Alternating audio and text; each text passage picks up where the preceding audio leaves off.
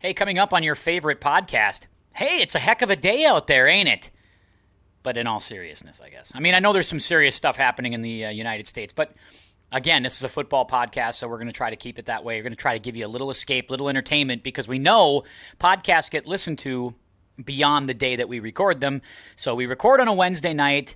I appreciate that there are other things in the world, but I do hope if you're looking for a little escape, we'll provide you an hour plus of football playoff breakdowns and coverages. We'll talk about head coaches getting fired and GMs getting fired and new people in new places for next year, while also previewing the matchups for this weekend. I know we can't wait to get back to watching a little football and hopefully a little normalcy in the world starting, as soon as freaking possible.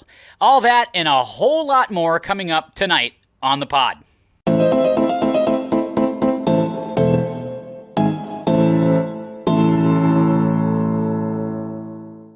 Hey, it's the Tim Anderson Podcast. I'm Tim Anderson, joined alongside, as always, by my good friends and football experts, Ryan Nelson Kane and Zach Neighbor. Hello, gentlemen. Good to be here. Nice little distraction tonight. Yeah, what a day in America, huh? Look at that. We're still here. Raise a glass. You know, we turn off the podcast for 2 days and all hell breaks loose. But anyway, that's... You know what? I think this was a celebration of 256 NFL football games getting played in the regular season without a COVID stoppage. I'd like to think we'd find healthier ways to celebrate this, but apparently not. But that's just how this goes. But anyway, we understand that there are probably more things going on in the world, but we're going to talk football. We're going to talk football for the next hour and some odd minutes because that's what you've come to expect here on the Tim Anderson Podcast, and that's what you've come to expect on Wednesday nights or Tuesday nights or whenever we decide to do it. And here we are. It's playoff edition, but in order to go forward, we have to go backward. Lots of stuff happened at the end of Week 17. 3 coaches lost their jobs. Those 3 were 3 that we sort of predicted here. Ryan, especially on the Anthony Lynn one. I'll give you that one because I kind of thought it was 50-50, but Ryan got it right. But Gase, Marrone out. Elway also out as the GM. Several offensive coordinators are making moves. Lots of stuff going on. Zach, I guess what do you have your eye on at this moment after what we saw this past weekend? Well, I think, aside from the football being played on the field coming up here, I think the coaching carousel is always interesting. Who rises, who falls, and kind of what people think the best job is. And it seems to be right now that a lot of people are saying the Chargers' job is the best. But then there's a lot of debate about who's 2, who's 3, all the way down. So I'm looking forward to seeing how it all shakes out. And if we're going to keep this trend of young offensive minds, or are we going to see some defensive guys get jobs? Or are we going to have a couple of second and third chances? Those are all things to keep an eye on. And Ryan, what are you looking at? Well, as any good Vikings fan, with the Vikings don't make the playoffs, I'm looking at the offseason. This is a pattern for us right around this time of year. Yeah. Every other year it seems to be this for the Vikes. We have these even years with Zimmer where we don't make the playoffs. We go like 8-8, 9-7, and this is of course one of those years. So I'm actually not looking at the Vikings offseason. We talked a little bit about this on a text today. I've been looking at the Saints offseason because I thought they had some intriguing things going on. We can talk about that a little bit later, but just so everybody knows, they are at like $99 million over the cap for next year. So looking at how the Saints can even try to keep a team together here is going to be interesting. One of the conversations we had in our text thread this week was maybe who was the worst job. I think Ryan and I both agreed we thought Houston was the worst job right now, but Zach, you didn't think so. And it really just stems from the quarterback situation, right? Because everything else would point to it maybe not being the best job, but having a quarterback in place does account for something, right? Yeah, I like having the quarterback in place. Obviously, you have a big-time D lineman with Watt. And I think if you have the quarterback situation solved, then the other things are easier. And if you're walking into a place like Atlanta, I know we had this debate earlier in the week, but we're on the back end of Matt Ryan's career, and he's fallen off, and I think you got to figure that out, right? If you're walking into at least with like the Jacksonville job, you got your pick of quarterbacks. But I think that in Atlanta, like where are you going from here? That's makes that job low on my list. So you like Atlanta? I have a question for you though. How has Matt Ryan fallen off? So he's fallen off in that the style of play he's capable of is not the same, right? I get, right. We've talked about the whatever it is, 4,000 yards the last 10 years. But if you watch the style of play, he's not able to push the ball downfield like he once was. And I mean, Tim loves to say it, Father Time is undefeated. It's true. I mean, his average yards per attempt is still 7.4. I mean, that's still top 10 in the league. He's still got. I mean, he only threw 11 interceptions this year. That's kind of middle of the road for his career. He threw 26 touchdowns, the same number he threw last year after throwing 35 in 2018. But it doesn't even come close to his lowest number. There's nothing statistically that shows that he would have a drop off. To me, it's the eyeball test, though, right? Like there's a difference between there's a difference if your average is 7 yards an attempt. There's a difference between throwing the post, 35 yards downfield and throwing the swing pass that someone runs 35 yards downfield. And there are some things there that I just think style of play wise, you're starting to see it, right? And it's things that like we saw it with Brady. Right. And Brady, like it became the knock on him in New England, right? It just became more and more dump offs, check downs. And I think I'm seeing more of that out of him. And I just don't think you're not walking into Atlanta right now saying Matt Ryan's my quarterback for the next 10 years. No, certainly not for the next 10 years. But just one other stat, he's fourth in the league in overall deep ball accuracy over the last 2 years. So he's hitting 57% of throws over 20 yards. I mean, he's still just as proficient. My wonder is if maybe their lack of a running game has forced him into doing that as an extension of their running game with the short passes. Obviously, Todd Gurley's not running the ball as well. Their offensive line isn't a great run-blocking offensive line. They clearly have some issues on the interior line with getting pushed in small yardage situations. They were one of the worst teams in the league in third and fourth down this year.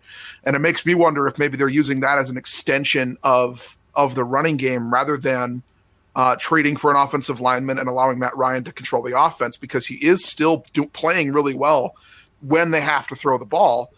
It's just that he's throwing shorter more often. So I wonder if maybe that would be a little bit better of an explanation than he's having a drop-off. No, I get some of that too. And these are things like, I mean, we were trying to kind of hash this out as we were doing various things during the week of just like, where does he fall in your quarterback rankings? And I just think he's down towards the bottom now. I think he's in the bottom third, and I think you guys had him somewhere between, 17 and 22, depending on what we're doing. And I just don't think that makes that an attractive job. I can hear that. This is where the sabermetric argument always comes into play, the analytics, right? Because we look at the numbers and we say Ryan's numbers are pretty solid still. And I, for one, still kind of like Matt Ryan. I think he can help a team. I don't know if it's in Atlanta anymore, but I do think he can help a team. But you do ask yourself about the late game collapses. Like, he apparently has he has a lot of great first halves, right? They get out to big leads. He puts up some big numbers. I'd be interested to see what his fourth quarter numbers are, because it does seem to me that they lose a lot of games late. And maybe that's because the defenses don't hold up, and obviously so, but the offense isn't exactly moving the lead forward or pacing out with the defense in the second half of games. Now, some of that's coaching, right? Some of that's play calling, and some of that's just not making plays when the money's on the line. And I think that obviously goes back to the Super Bowl. It goes back to the fact that he's had different offensive coordinators the last couple of years. After Kyle Shanahan left, it was Dirk Cutter, it was I don't know if it was Malarkey or whatever who had extra time there as an offensive coordinator. So, I mean, like, they've gone through some upheaval there. And, yeah, you do just wonder, like, I guess like with coaches, right, if the time just sort of runs out, right? Like, we say that, coaches sort of lose their voice after a while. Maybe quarterbacks do, too, to a certain extent. I don't know. It doesn't necessarily apply to guys like Breeze and Rodgers and Brady, but, maybe in the case of a Matt Ryan, it does. I don't know.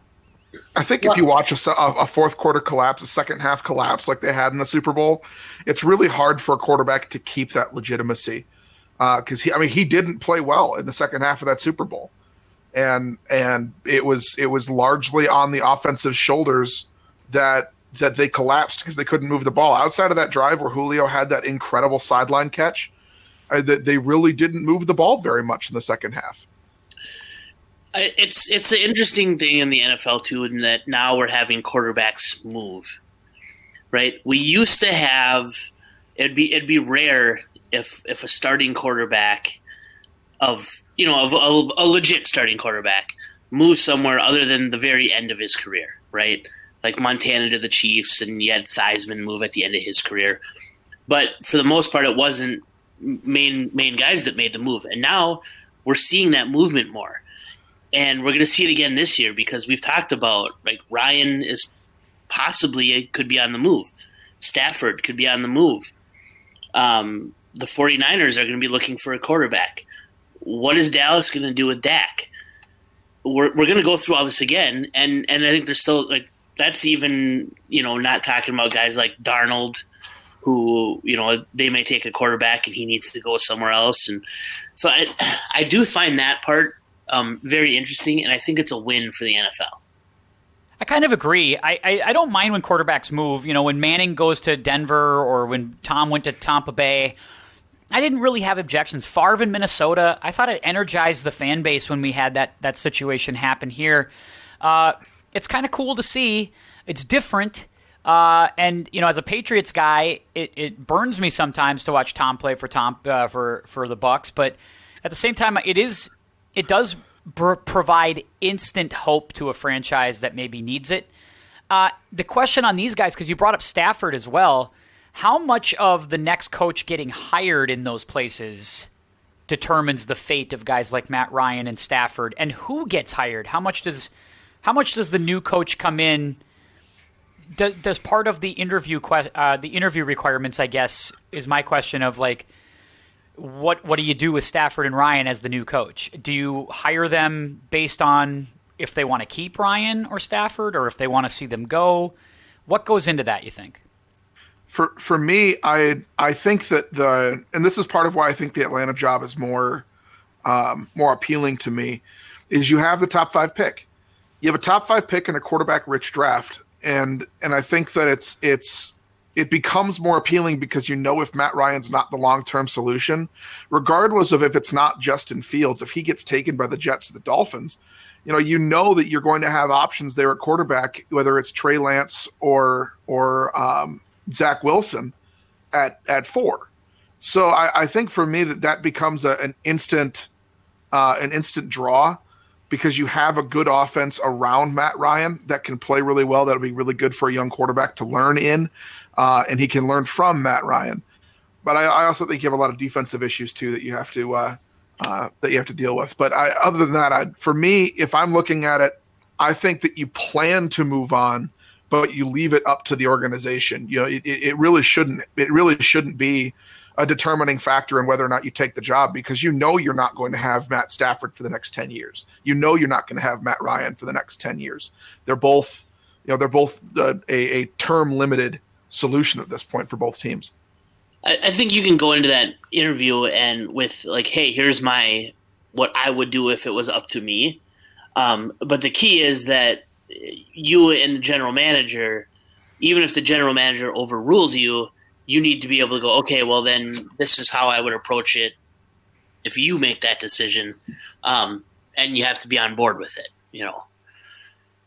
Does that make the situation in Denver, speaking of general managers, a little bit more tenuous?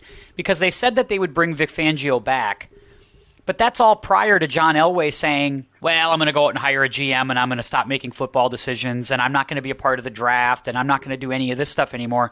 I'm hiring a new guy. That situation now becomes pretty tenuous for Drew Lock and for Vic Fangio, right? Because the new GM could come in and say, I don't want any of these guys, right? You're going to see a Paul Molitor situation. The GM is going to be hired and told you need to keep Fangio this year. And then next year they can make a decision on him. So I think those guys' jobs will be safe for the year, but they're definitely on the clock now. Yeah, I think it's definitely hot seat for Vic Fangio. They had a bad year this year. They didn't look good. Locke really hasn't shown that kind of development that you would hope to see at this point in his career. So I think you really start to have doubts as to whether or not they'll be around. So I think that for me, it could be a Paul Molitor situation, but a new GM could come in, see how the team is performing, see what the team looks like, and say, I watched this team last year from afar, and this really isn't it. So for me, if I were the GM, I would want a clean house. I'd want my own guy in there, especially knowing it's a quarterback-rich draft, and you've got to unload some contracts that could potentially get you, some more picks in this draft. For me, that would be somewhere where I think that you could step in as a GM and make that decision if you're not told by the organization. Obviously, if John Elway says it's a caveat to the job that you have to keep Fangio for a year, you take the job and you hold on to it because there's only 32 of them. But then he's not being very truthful in the sense that he says he's not going to make any football decisions. I would argue that's a pretty big football decision, is it not? I would say. Ryan's brought up this idea of a rich quarterback draft here a couple times, but I think that there's a lot of questions around a lot of guys. We've talked about Lawrence in the past and all the hype around him, and he's probably the most hyped guy in a long time. Right. But after that, I think you have a lot of question marks. And, I would be nervous taking some of those guys at 4 if I was Atlanta.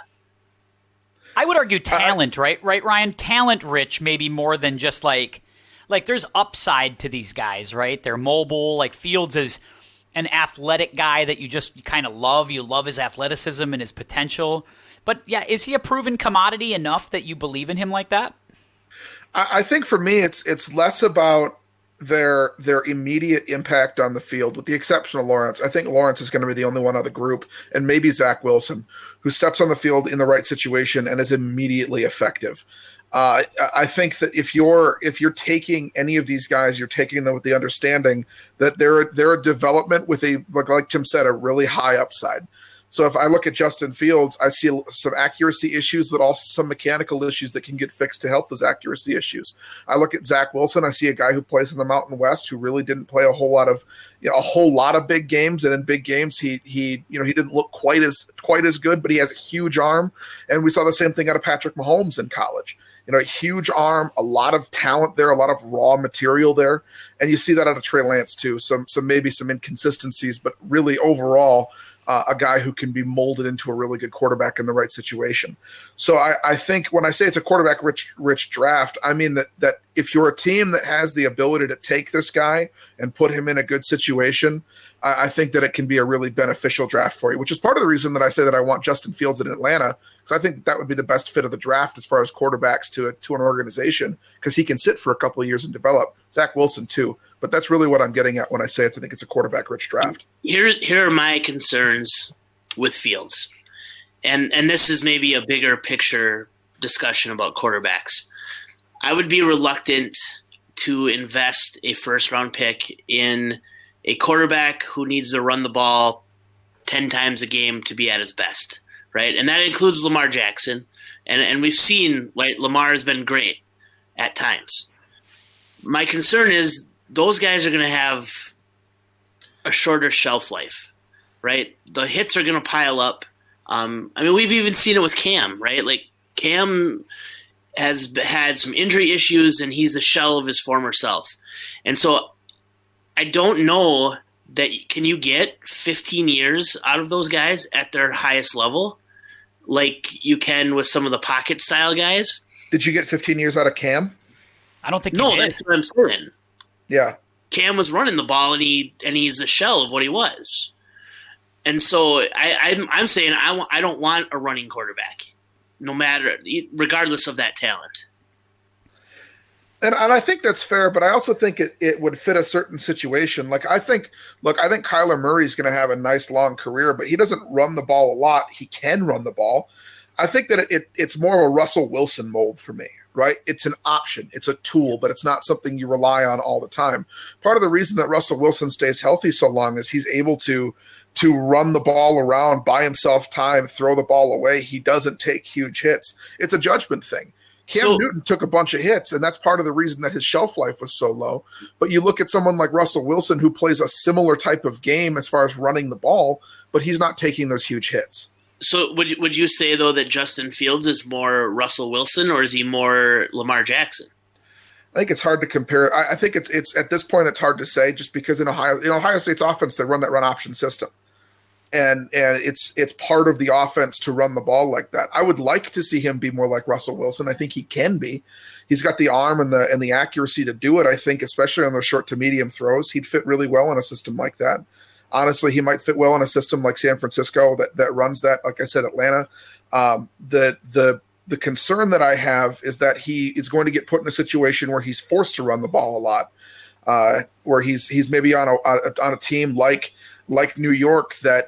They don't have much of a running game. There's not a whole lot of weapons around him in New York, and he's going to be forced to be the offense the same way Lamar is in Baltimore, where they're trying to get weapons for him, but those guys aren't catching the ball. Hollywood Brown really doesn't look really good all the time, and I'm talking way too long right now. But my point is that it depends on where he ends up as to who he can be compared to.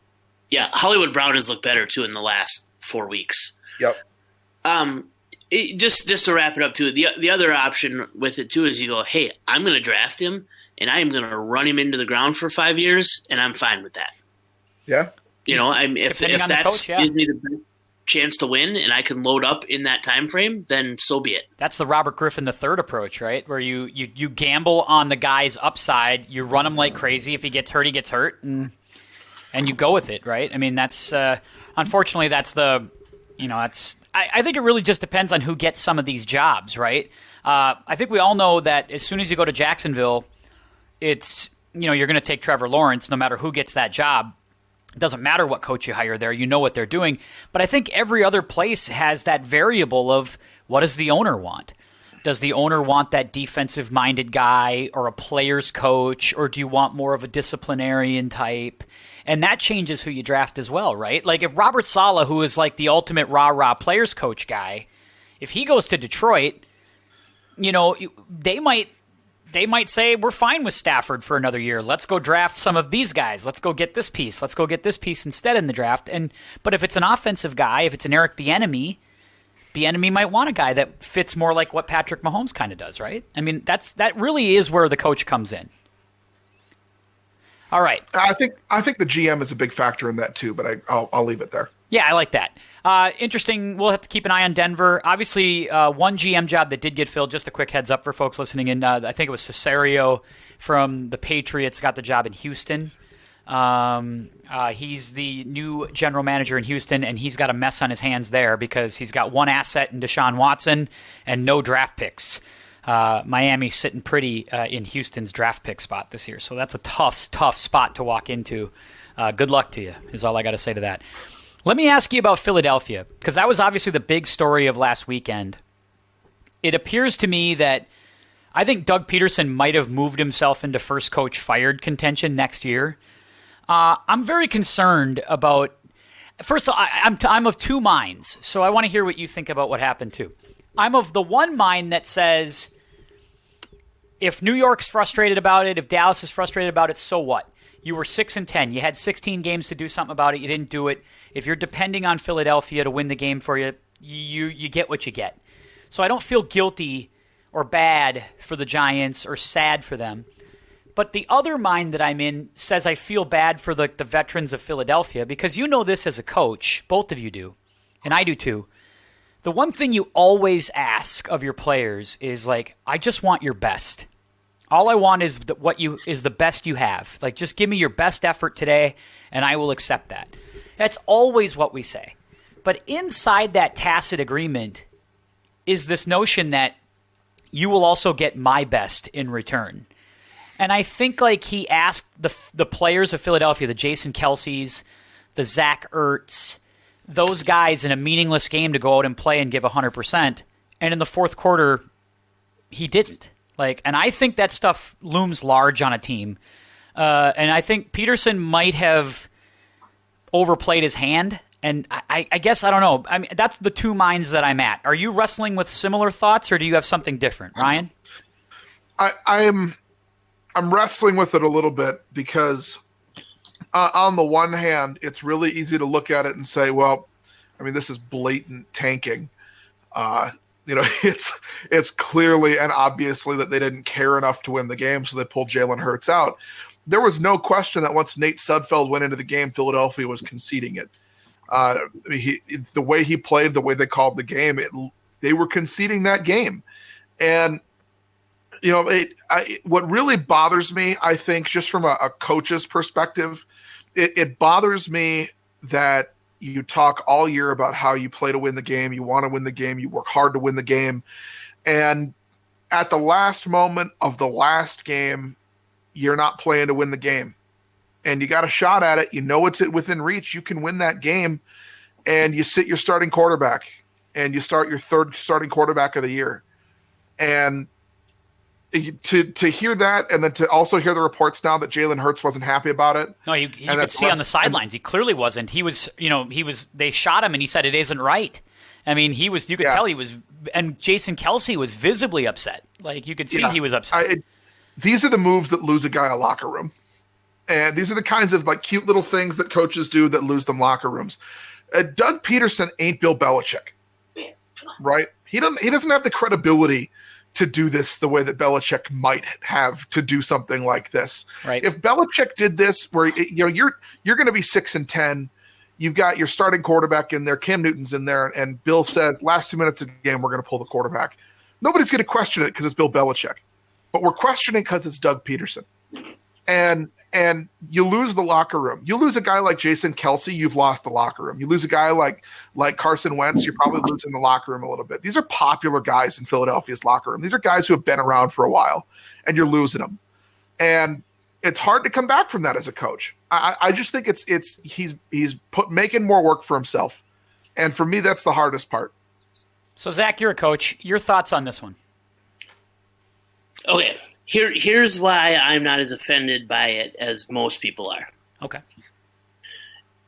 They sat a ton of guys at the start of the game. And had they sat Hurts from the start and started Sudfeld, that would have been their prerogative. Right. Right? And I don't think we would have gotten all riled up about it. No, as much absolutely as we are. not. Absolutely not. Secondly, the timing of it, I was kind of okay with because of two factors. One, when they made the change, it did start raining more, and it not necessarily that this is the reason why they did it, but if it starts to get wet out there and he blows out a knee or something, everyone's going to say, well, why is he even in the game, right? And so they're protecting their asset. I'm okay with that. The other thing is people ripped on the decision to go for it on fourth down on the last drive with Hurts. But I feel like that was Doug Pedersen's way of saying, I need to score a touchdown here to take the lead because I don't think I'm going to score again. And so I think he actually was trying to win the game by going for it there and not kicking the field goal to tie it. Now, the other aspect of this is, right, this happened all over the league in the last weekend. It just so happened to happen on Sunday night in a big time spot where, everyone got riled up. The other thing is, let's talk about Jalen Hurts a little bit because I've been a supporter of his, but he was 7 for 20 right for 72 yards. Yep. And on that last drive, he had 7 plays from the 10-yard line and didn't get in. Yeah. So, obviously, knowing what they had as a backup, it wasn't a viable thing. But if you had made a change there in a normal game to, your regular backup and not your third string guy, I don't think a lot of people would have freaked out. They would have said this maybe is the right move. But would you say, though, when you make the move to Jalen Hurts 4 weeks ago and you basically you third string or you bench Carson Wentz, you're hitching your wagon to Jalen Hurts for better or for worse, right? So to then say, we're going to put in Nate Sudfeld, I feel like now you have more questions about Hurts than you did. I worry about, right? Like, what if he pulls off that game in the fourth quarter? You can go to the offseason going, I think we got our guy in Jalen Hurts. I don't know if you can say that if you're Philadelphia right now. Can you go to the offseason comfortable that Jalen Hurts is your guy next year? No, I think they still have questions there. I think they're going to start him next year regardless. It's kind of like the Tua thing. Yep. But I think that, it's like Ryan said, like he didn't do himself any favors in the locker room. Pedersen. Yeah. And that's and I agree with that, right? From all of those aspects, he did hurt himself. For him, for the competitiveness of the game and all of that, I'm okay with it. Yeah, I think that's where my two minds are. Like, I don't care about the New York Giants. Like, I'm not interested in the fact that you didn't make you're 6-10. I'm not interested. But I am interested in I feel like you leave with more questions than answers. Yeah, I definitely agree. I think that there's some real questions as far as leadership in Philadelphia. You have fans starting to question whether Howie Roseman's this guy that they were praising up and down 3 years ago. And this again speaks to the fickleness of NFL fans in general, but especially the fans in places like Philadelphia, where if you have a bad year, you are the shine is off. There is no grace for you in the NFL. And honestly, I think it's a fan culture problem. And I think it's something that we should have more conversations about as fans, that teams are going to have down years. And you've got to learn to accept that there's going to be times when you're not going to win the Super Bowl. And it's fun to expect those things. It's fun to expect that. But, you'd think after being in Philadelphia, you'd think after being a Vikings fan, you'd think after being a Browns fan or a Chargers fan, a Bengals fan, you'd come to the expectation that you're not going to win the Super Bowl every year. So appreciate the good years, demand excellence, but one bad year is a bad year. And I think that you lose on a lot of talent when you kick guys to the curb for a bad year. I think like Philly reminds me of the golfer that chunks it and chops it and hacks it around the course, 30 times out of the year. But, occasionally we'll carve out 6 good holes. I feel like that's Philly. Like Philly won a Super Bowl and now they, and then they got a little chesty. They started talking about how they got it all figured out over there, and now they're 22-25 since the Super Bowl. So come on, maybe handle success with a little bit of grace. But they're in trouble now because they have to move on from Wentz, and they don't know about Hurts, and the coach feels more reckless by the day. Guys like Kelsey and Ertz, they might be done there. I think that he's high on my list for first coach fired next year. High on my list. Wouldn't be surprised if he's Bill O'Brien next year. Would not shock me at all. All right. Let's talk about the playoff games, guys. We've got 6 wild card matchups this year. This is one of my favorite weeks of the year. I love wild card weekend. I love wild card weekend. And to get 3 games a day, this is fantastic, right? Oh yeah. There's nothing better than playoff football. Maybe the March Madness, I would say, might come close. Opening weekend of March Madness is really good. You get that electricity.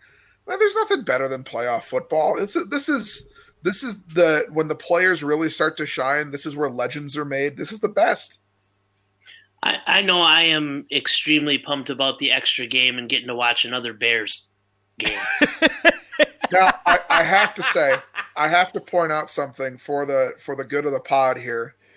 I know neither of you are with me on Twitter right now, but I made a deal with the devil yesterday, and I have to let you both in on it. You and Mike Pence. No, I'm kidding. No. I think Mike Pence did a face turn. Anyway. I made a deal with the devil yesterday. I said if Warnock and Ossoff won both their runoffs, I'd be cheering for the Green Bay Packers for the rest of these playoffs. I think you went as far as to say that you would buy an Aaron Rodgers jersey and you would wear I would it. cheer. I wouldn't buy gear. I'm not taking questions at this time. The result was that they both won. So for the remainder of the playoffs, we are shedding the purple and gold, and we are donning the cheesehead green and gold. I am all in on the Green Bay Packers for the rest from here on out. I'm just going to isolate that last part and just have that as a little file that we can play all the time. I am a green and gold guy for the rest of my days. That's it. Mr. Nelson Kane, will you acknowledge that you will buy an Aaron Rodgers jersey? I am not taking questions at this time. The American people need to know if you're going to be a fan of Marquez Valdez-Scantling. You know why I'm here. I'm here so I won't get fined. Let's talk about these. Let's talk about the Saturday games first. You know, usually that morning Saturday game. First of all, that's normally like the ESPN stinker, and it's actually a pretty good game. It's Colts Bills, 1:00 on CBS to start things. You get Colts Bills out of the gate, and it's Ryan's Colts. I'm so excited for this game. Well, let's just kind of break this one down. Let's go through and break these games down. It's kind of a take your pick / power ranking segment, a little bit of everything combined here. But let's talk Colts Bills. This is as for a 2-7. This is about as good a 2-7 as you're going to get, right? Yeah. This is an interesting game, and the Bills have been hot, right? They just dropped 50 on a good Miami defense in a game that Miami needed. And Allen only played a half. Yeah. And so they're definitely the hot hand right now, and I know that there's a lot of people starting to talk about them as the pick in the AFC that, you know, the Chiefs haven't looked the part lately, and maybe Buffalo's the one to beat them. I think that there are teams like Kansas City. Obviously, they can score at will. But teams that can just out-physical you are teams that are going to beat you. And right now, Buffalo's playing physical, high-scoring football, and it's hard to beat.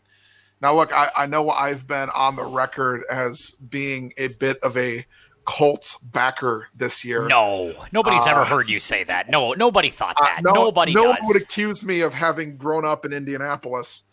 The fact that you knew how to say Matt Eberflus's name, and it came off the tongue so easily. That's what it gave away. That's what it gave away. That's fair. I still think the Bills win this game, and they probably win it big. As much as I love the Colts, as good as I think they are, the Bills are just a buzzsaw right now. They're going to be really hard to beat. Colts are running the ball really well. Like, they finally figured it out. Something weird happened at like week 10 when they were like, hey, we got this rookie, Jonathan Taylor, and he might be good. Maybe let's stop giving Nyheim Hines the ball or whatever, and let's start giving Taylor the ball 25 times a game. Seems to work. Not a bad recipe to win. And the corpse of T.Y. Hilton has come back to life, which is kind of fun to see. But, I mean, very few guys are playing as well as Josh Allen, right? I mean, he's not in the MVP conversation, right? It was Rodgers, then Mahomes, but Allen's probably third, right? I mean, he's got to be the third best guy in the league. Maybe Derrick Henry. But yeah, that's your other option, I think, right now. It's those four guys, though. Allen has been the revelation this year, and you never would have thought that. I mean, I'll continue to say this. We'll have an apology segment in the offseason, but I will apologize then, too. I was wrong. I was 100% wrong on the Diggs-Josh Allen thing.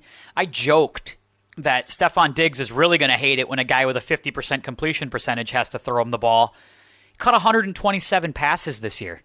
And I don't know if it was Allen that made Diggs better, or if it was Diggs that made Allen better, or if it was a combination of those things, but that was kismet.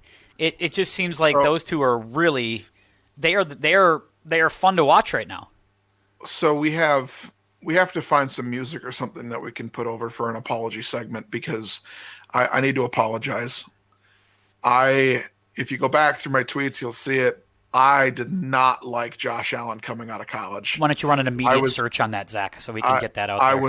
I was a hardcore Josh Allen truther. I did not like him. I thought he was inaccurate. He didn't play enough big games. I thought he had a lot of mechanical issues, that he was going to be a running quarterback who threw a lot of picks. And he was that guy early on, though, I thought. I was wrong, and I was wrong because of coaching, and I was wrong because of his work ethic. The guy is very good, and he's going to be very good for a long time. I like to see guys succeed in the league. I do, unless they're wearing, usually wearing green and gold. No, you don't. You're all about it. Get him a Rodgers jersey. I'm a fan for these playoffs. Alan Lazard. But historically, if they're wearing green and gold, I have not been a fan.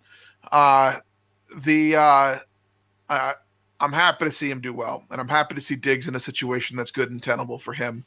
I wanted him to be good. I'm really happy that he is. I'm happy to be wrong about this one. Here we go, October 24th, 2017. Throwing 3 INTs in Chicago, Cam. That's who Allen reminds me of. If he gets drafted early in round 1, he will bust. He will bust hard. I was wrong, man. That is Ryan Nelson Kane's freezing cold take of the week. There we go. I love it. I love how my J.K. Dobbins take doesn't get recognized, though. Oh, we haven't got there yet. We haven't started talking about the Ravens just yet. Give us time. We'll work our way down. We should find a freezing cold take for every playoff matchup that we have here for either Ryan, Zach, or myself. Stop. So I do like the Bills to win. I don't think this is going to be a bad football game, but I wouldn't be surprised if it's like a 35-21 final at the end. Like they pull away at the end. I like Buffalo to win. How about you? You same thing, guys? Yeah, I got Buffalo. Yes, Buffalo.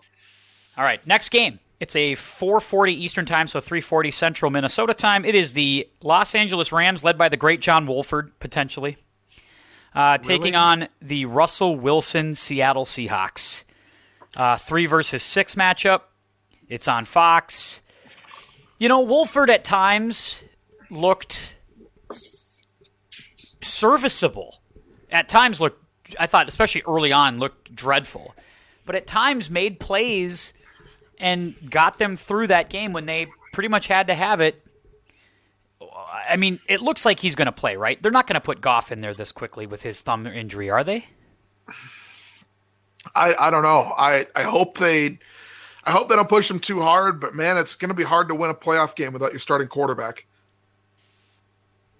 Yeah, I like to call this nap time on Saturday afternoon, and we'll be back for the main event in the evening. This has the clogged toilet kind of game, right? This is like the 13-10.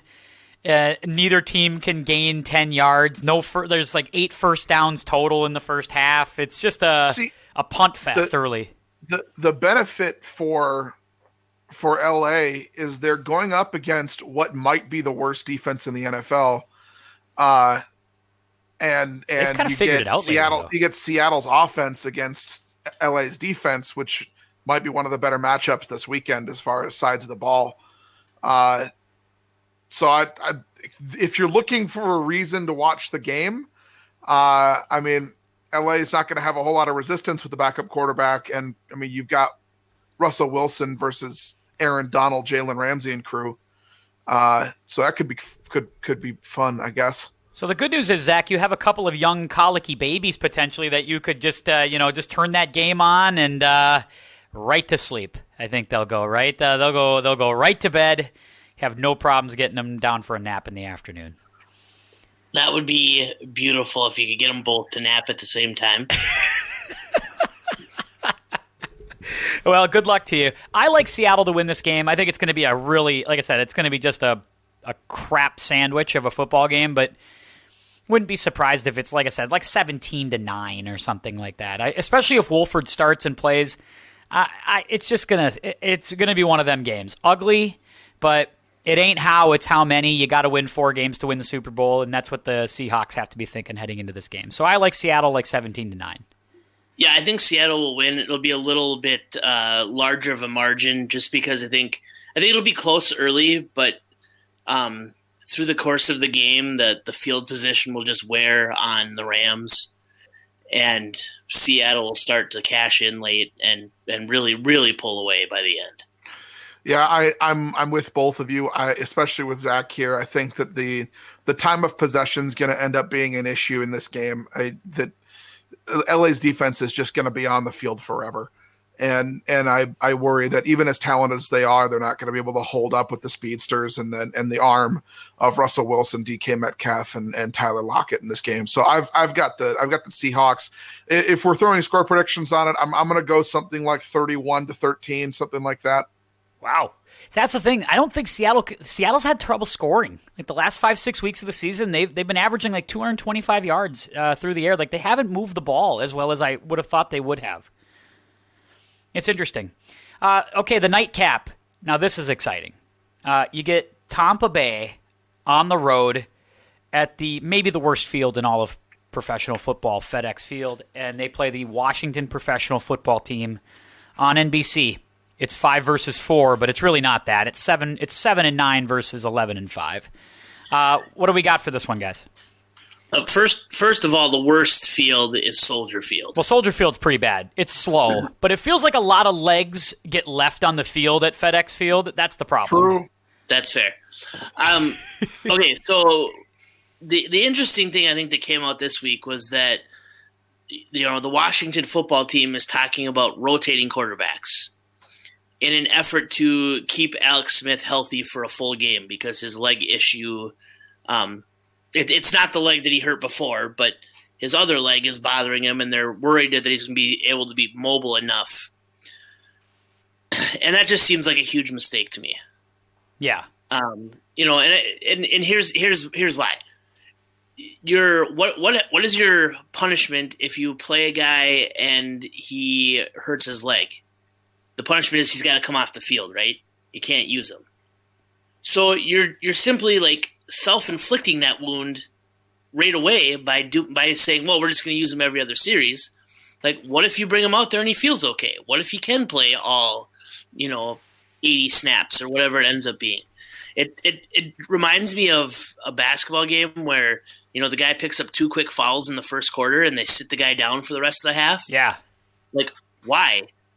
The punishment if he fouls out is he has to sit, right? So all you're doing is inflicting that punishment earlier than you need to. So I think it's a bad idea. I think the game's going to be closer than a lot of people expect, and that the Washington defense is going to be the reason for that. Yeah, they're really good. They have a great defense. I would, I'd love to call for the upset here, and maybe I would if I knew Alex Smith was going to be healthy and play a full game. But I think that Tampa Bay is going to win. I am of a similar mind, but I think that part of me at this Riverboat Ron thing, I don't know if he is throwing a smoke screen or not for that Tampa Bay defense, having them prepare for multiple quarterbacks and having their guy out there. It feels like something. It might not have an effect on anything, but it feels like something that they might do.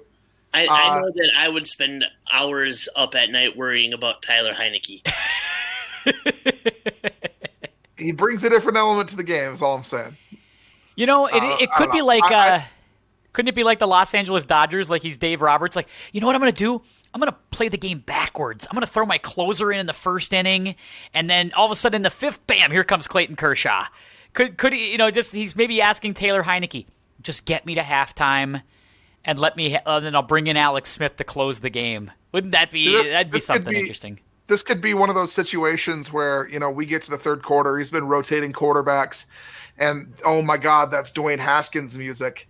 And he comes running out the tunnel. The ultimate redemption story. Oh. Yeah. Nah, I told you guys earlier this week, Dwayne Haskins is going to Jacksonville with Herb. Oh. He's going to be the one that sits behind Trevor Lawrence, takes him all over Jack's Beach, says, "Hey guys, I know where all the good places are in Jack's Beach. We can take care of you." A great plan. The rest of my thoughts on this game are pretty easy. Bits aside, if you're playing multiple quarterbacks, you're going to lose this game. I think you have to play a single quarterback. You have to have the continuity. Alex Smith has to at least give it a shot. It's a playoff game. You have to expect that from your starting quarterback. I don't care if he's 36 years old. But the matchup for me that I want to see is I want to see if that offensive line can hold up this Washington pass rush on Tampa Bay's side. They've had some issues containing rushers throughout the year. Guys have been able to get to Tom a little bit this year more than in years past. And he hasn't looked quite as good under pressure this year.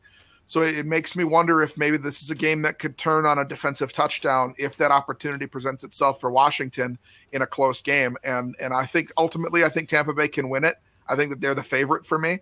But I have to say that if they're able to get pressure on Tom Brady, we've seen throughout his career that can be a death knell for him in the playoffs. We've seen, I think this Washington defense might be like a top 3 or 4 in the playoffs total. Like, they might be. This is legitimately a tough defense. That's why the team that scared me the most that came out of the East would be Washington, because they've got guys who can play. They got first-round picks all across the front, all across their front four. Montez Sweat's the real deal, man. That guy's awesome. And I'm concerned about the Mike Evans injury. They got other weapons. That's not the issue. I understand that, but like, Evans is a game changer, and it does. You can't tell me that, oh, everything's fine, we'll just plug in the next guy. It doesn't work that way. I mean, it just doesn't. So I do think there will be challenges here. I like Tampa to win this game, though, because I just think in the end, give me the better quarterback, and I think the better quarterback's Tom. And I agree with you. If you got 2 quarterbacks, you don't have any. I think Alex Smith has been game as hell, and I got so much love for Alex Smith. Like, I'm rooting for Alex Smith. I love that guy. Like, I want that guy to do well, but I just don't think it's in the cards here. I just think he's squeezed all the juice out that he possibly could this season, and I don't know if he's got a whole lot more to give this year. I like Tampa to win. I think they win it 24-10. I like them to move forward. Before we leave the NFC here, and I was wondering if you'd like me to break some Packers news for you quick. Sure. Ryan needs to know this because he's getting his Rodgers jersey ordered now. He needs to make sure that it's right. Well, this could be big. Ryan, this could be big for you as your new Packer fandom. So from the owner's hotline, it sounds like in the divisional round, there will be 10,000 fans in the stands. Wow, good for them, man. I'm really jealous of them being able to go sit at historic Lambeau Field. I'd love to get out there someday.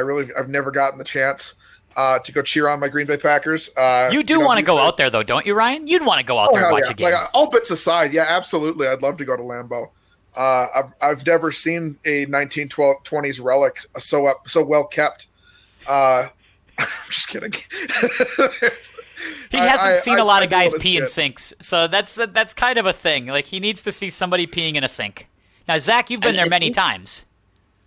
Yeah, I've been there every year for a game for the last 5, I think, and some years I've gone twice. And so this is the first one I haven't been out there in a while. So it's kind of a bummer not to go out, but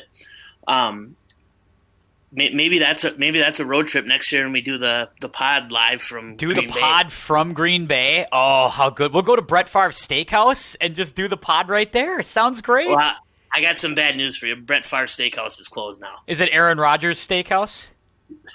Actually, you know what? I'll tell you what. A season without fans.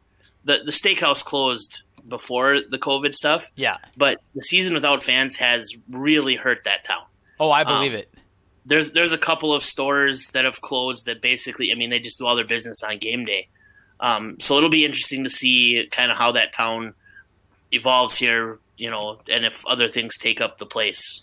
I'd like to see some things, I got to think that the league itself will try to do things to make themselves whole next year, and you just wonder what they'll do to make themselves do that, whether it'll be with tickets or parking or with shops around. You just wonder what some of these teams will do around their community. Because, they're so invested. Like Minnesota, the Wilfs bought half of Egan with the purposes of having retail shops and hotels and things like that too. So all these owners are invested in these towns, and you do wonder at a place like Green Bay how they're going to be made whole about this in like 6 to 12 months. Ryan, we'll go out there. We'll get you a beverage at Andrewsi's. We'll head to Kroll's and get a burger. You'll have a good time. Sounds like a lovely time. Yeah, I mean, I'm totally open to it. I'd love to do a pod out there. I think that'd be fun. Yeah, we'll go to Danica Patrick's Steakhouse on the road. Go to Vegas. Look, I'm all for it. I'm all for experiencing new stadiums. I've said for a long time that I want to experience Lambeau Field. I love to experience, a lot of college stadiums too. I've said for a while I'd love to go. I'd love to check out the Iron Bowl down in Tuscaloosa. I think that'd be a ton of fun. You can't do that. You'd have all your teeth. They won't let you in there. They won't let you in there. My brother and his buddy Jason, they go to a big time college football game every year, and Jason goes a couple times a year. The benefits of being young, single, and no kids. But they go down and they've been to Texas, Florida State, Clemson. They were at the national championship game for Clemson's first title a couple of years ago. Renfro on the corner. Say that again. Renfro on the corner, that rollout from Deshaun Yep. Watson. Nice. Yep. And so that's where my brother is a big Clemson fan, but it comes from that game. Like he went to the national championship game and it was against Alabama. And he was like, well, am I going to cheer for Alabama or Clemson? And he decided he was going to be a Clemson fan on that day. So it's been a lot of fun, though. He says it's a great time, too. Yeah, my dream, obviously, is to go to the game in Columbus between Ohio State and Michigan. I like to call it more of an exhibition. Dream. But it's not a game. It's more of an exhibition. It's last kind of 10 a years it has now. been. Go Bucks. Yeah, it's saying great. it's been 3,328 days since Michigan has last beaten Ohio State in football. It would be a fun time to go to any of those big stadiums, like Notre Dame Stadium would be awesome. The big outdoor cocktail party between Florida and Georgia would be pretty cool. There's lots of really cool venues and stadiums you'd like to go check out. Let's go to Sunday. Ravens-Titans is the early game on ESPN ABC. This is going to be Derrick Henry versus Lamar Jackson. This is as good as it gets, right? This is the game of the weekend for me. Yeah, for sure. This game will be fun. It'll be over in about an hour and a half. And there may be fewer passes thrown than an Army-Navy game. It is sort of a throwback game, right, where it's a lot of option QB stuff because Tannehill moves too. Tannehill's not just a guy who sits in the pocket. They've got him running all over the place. And, yeah, it's Derrick Henry. It's explosive running plays. It's an old-school football fan's kind of dream here. Like anybody who loves 80s, 90s football is going to dig this game, I think. Yeah, and if full disclosure, when we're talking about college games to go to, Army Navy is towards the top of my list. Yeah, because you'd get out of there in 45 minutes. Yeah, no, I love that game every year. I'm excited for this game. Right, Tennessee. We've talked about they're kind of mercurial. They look good at times and then they don't, and it's kind of back and forth. And I think the hottest team in football right now, maybe aside from Green Bay, is the Ravens. Right, they've won 5 in a row. Everything is looking good. I mean, they were 6-5 at one point, but now they're 11-5, and I think they're on a roll. And maybe this is the year they finally win a playoff game. Possibly. I like that. It's the Titans are the weird team to figure out here, Ryan. It seems like they're just. I do think they are the Jekyll and Hyde, and it really just depends on if Derrick Henry just decides to do Derrick Henry stuff to dominate this game. That could be the determining factor here. No, I totally agree. My big matchup in this game is a twofold matchup. It's the Titans offensive line versus that Ravens defensive line, and Derrick Henry versus the Ravens linebackers. If they can win those matchups for Tennessee, if they can run the ball early, they're going to win this game. We saw that last year in the playoffs too. They won the game against the Ravens because they were able to run the ball. And this year, Baltimore's defense really hasn't been up to billing, especially against the run. They really haven't been that good.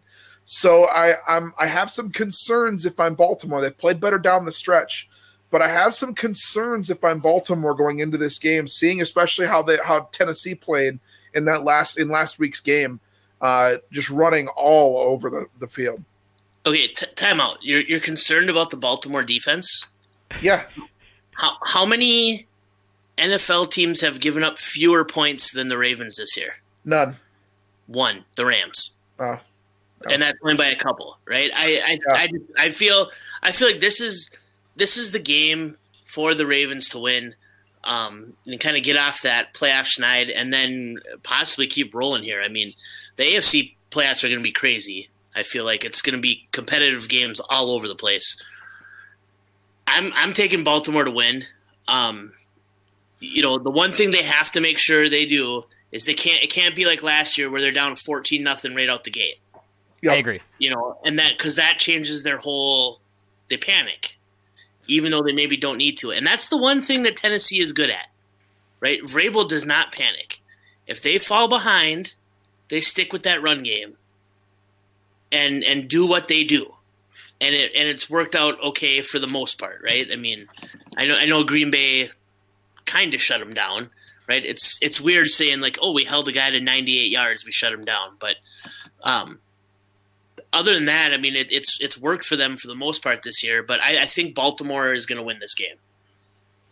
Hey, Ryan and Zach, but Ryan, first to you. If Baltimore doesn't win this game, does your level of concern about Lamar Jackson as a big-time player go up a little bit? Is there pressure on him to get this thing done this weekend? I think that there is. Look, there's always going to be pressure on NFL quarterbacks to win playoff games. And for a guy especially who in big pressure situations has not looked great, I think that there's extra pressure on Lamar Jackson. But again, I think the pressure is on the defense to stop Tennessee's running game. And I think that Baltimore is going to score their points because that Tennessee defense is good, but it's not great. I think they stink. They've shown that they can get beat. And Lamar Jackson, I think, is going to have his way on defense or on offense. So if they play their game, I don't think that if they lose, it's going to be Lamar Jackson's fault. If they lose this game, it's largely going to be because Tennessee controlled the ball on their offensive side. So while I think there's pressure on Lamar Jackson, I think as long as they do their thing, as long as they hit their marks on offense, the pressure's largely going to be off of him and more on the defense to get a stop. Do you like them to win? Will they win? I think so. All right. I'm looking here for Ryan's J.K. Dobbins love on Twitter.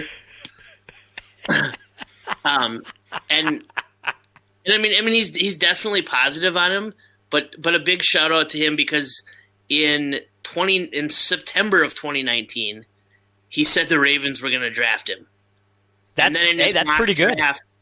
His mock draft right before the draft, he said the Ravens were going to draft him. So he did well in that aspect. Good job, Ryan. I give you credit for that one. Appreciate it. So you're going to take Baltimore. Ryan's going to take Baltimore. I am also going to take Baltimore because I do believe Lamar Jackson needs this game. I really think this is I worry that the questions will start to come up on Lamar Jackson if he doesn't win this game. That's like, is he 0-3 in the playoffs if he loses this game? Quarterbacks, if you're elite, you can't be 0-3 in the play. You can't bounce early, right? You become Kevin Garnett of the NFL if you can't get out of the first round or you can't get out of your first game. This is a big one for Lamar Jackson, and I think he plays well. I think he comes up big and has a really good game. I like what they've done the last few weeks, and I like Harbaugh. I think Vrabel's a good coach too, but give me Harbaugh in this situation. I think they win it. So I'll take Baltimore. All right, last one, two more, guys. This is the Nickelodeon game, the CBS, Nickelodeon, Amazon Prime game. They had to give you 3 options to see this bad boy. The Bears at the Saints, the 3:40 Central Time matchup. The Bears are 8-8. Saints look to be back pretty much healthy. 7 versus 2. Where are we at here? Ryan, let's start with you on this one. Bears, Saints. Are you planning to watch the Nickelodeon feed? Number 1, and where do you go here? Um, Boy, what a tough question. I mean, look, Nickelodeon's a great network, and I'm really happy to see them reaching out to the kids. But I will probably not be watching this on Nickelodeon. I don't know that I could stomach that. Seeing SpongeBob eyes on Drew Brees' face as he throws his third touchdown pass of the game to beat the Bears is not my idea of a great football Sunday. So I'm probably going to stick to the standard venues on this. I think the Saints win this game just because I think that they're the better football team. And honestly, we talked a little bit about this at the top of the pod, but I think that this could be the last ride for the Saints for a while. And then I think that's going to be a motivation for them. I think that this very well could be Drew Brees' last postseason, if not in a Saints uniform, certainly, if not in the NFL, certainly in a Saints uniform, just with their cap situation next year and his age. I think that's going to be an extra motivating factor for the team, and I'll take New Orleans to win this game. But no, I will not be watching on Nickelodeon. All right, Zach. 100% I am watching, or at least starting on Nickelodeon. And we'll see how it goes from there. And part of it is just the curiosity of it. Part of it is the game itself doesn't do much for me. Neither team is high on my list of I love to watch. I think we've been a little too, agreeable here as a group, so I'm going to call for the upset in this one. I love it. And I'm going to Trubisky Magic. The Trubisky Truthers. Zach is revealing his true self. They're going to win the game and come to Lambeau in week 2. Oh, see, that's just it. You want it. That's what you're asking for. You're like, I'm begging for the Bears in round 2 of the playoffs. Oh, you know what? I had a ton of Bears fans in my mentions this week. I don't know if we're big in Chicago all of a sudden, but just a ton of them. And then afterwards I gave it back a little bit, and it's hilarious when you watch them because there was a couple of Vikings fans who made fun of the Bears, and they're like, oh well, have fun watching the playoffs from home. And then I say something to them, and they're like, well, you've only won one championship in the last, 10 years. And it's like, well, which one is it, guys? Like, is it you're in the playoffs and we're excited, or you have to win a championship for it to count? So it's just they get real defensive real fast. They were talking a lot of crap, especially after Bakhtiari got hurt. Because before Bakhtiari got hurt, he said, I want to beat the piss out of the Bears. And that riled up the Bears supposedly.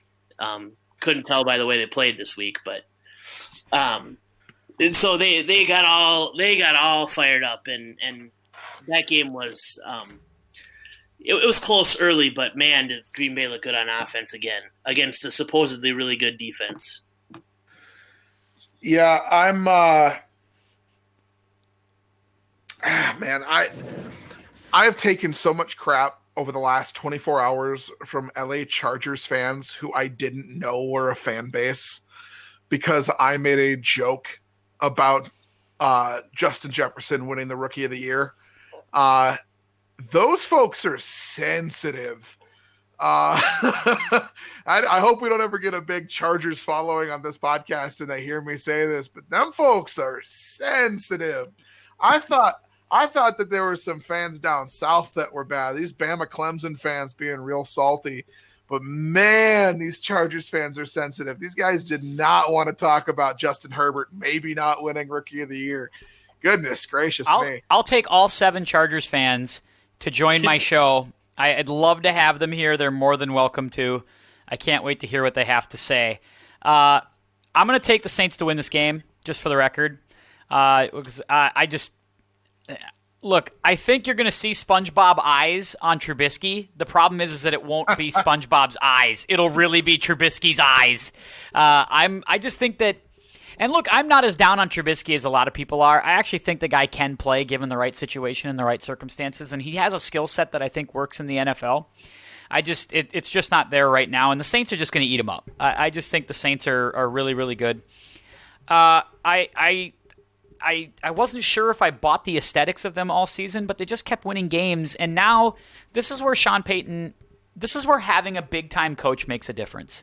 Like, this is where, to me, Sean Payton is greater than Matt Nagy.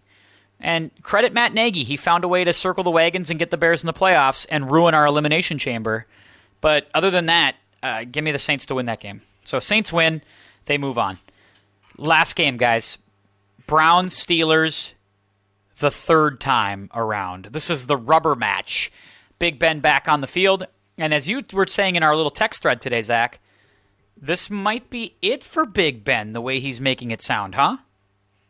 Yeah, he tweeted out that, or said in an interview, actually it was, and then I saw it on Twitter, that everyone should treat this like it's their last playoff game, could be their last playoff game, because that's what he's doing. And so that made me feel like he's priming the pump here to say it's all over after this run, whenever it does end. So who wins? You know, I was really feeling the Cleveland stuff, and I've been critical of Cleveland and their defense. But I thought that they might just be able to outshoot the Steelers here this week. But then when the Stefanski stuff hit with the COVID, I've backed down on that a little bit, and so I think I'm going to take the Steelers begrudgingly. And I hope the Browns win because I think it's a good story.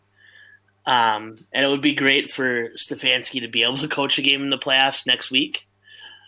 So I'm definitely going to root for the Browns, but I think the Steelers are going to win. Ryan?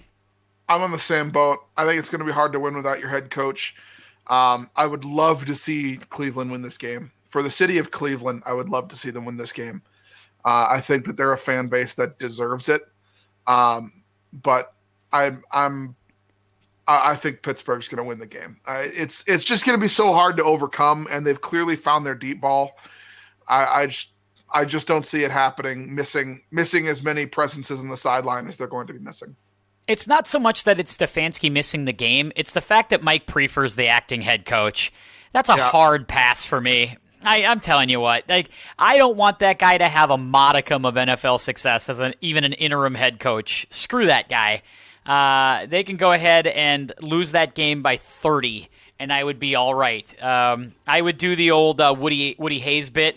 Hey, why'd you go for 2? Well, I couldn't go for 3. That's what I'd be doing the entire time to Mike Priefer because he sucks. Like, I don't know. I just can't stand that guy. I'd root for Kevin Stefanski.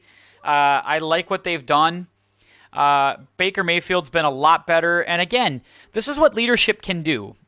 You show up, you take the temperature down in the room, you install a little bit of calm and peace and stability, and it's amazing how much better things get. And I think that's where we're at. I like Tomlin to win this game. I like the Steelers to win this game. I think sitting their starters last week was a good thing. Give me Pittsburgh to win this game and win it convincingly. I think they win by a couple of touchdowns. Going away. All right, guys. Nice job this week. We plowed through all of that noise. We went about an hour and 15 for round 1 of the playoffs. Hopefully, maybe next week will be a little less. Next week, I can't wait to get you guys back in here because we're going to break down the wild card and also preview the divisional round of the playoffs. And obviously, we're going to keep an eye out on all the head coaching action. If anybody gets hired, we're going to be here to break down all of that as well. I want to thank everybody for continuing to listen to the podcast. You guys have been terrific. And already great support for the golf podcast that was out last night. I appreciate that. And again, thank you for listening to Lauren's podcast, Peak Cinema. Another episode of that coming on this week. We're watching Laura Croft's Tomb Raider, Zach. I know you're super into Angelina Jolie in short shorts, but it's really all that's good about that one, I must say. I tell you, I have not seen it. You're not missing a lot, to be perfectly honest with you. You're not. Play Tomb Raider on the old PlayStation. You'll probably have just as much fun. I must say. So, but I want to thank people for listening to that. And that stuff's really awesome. Continue to do so. Podbean, Apple Podcasts, Spotify. Like, follow, rate, share, do all of that great stuff. And then we'll be back here next week. So, I hope we distracted you for an hour and 15 minutes. So until next time, for Ryan, for Zach, I'm Tim. Keep your head up, and we'll see you next time.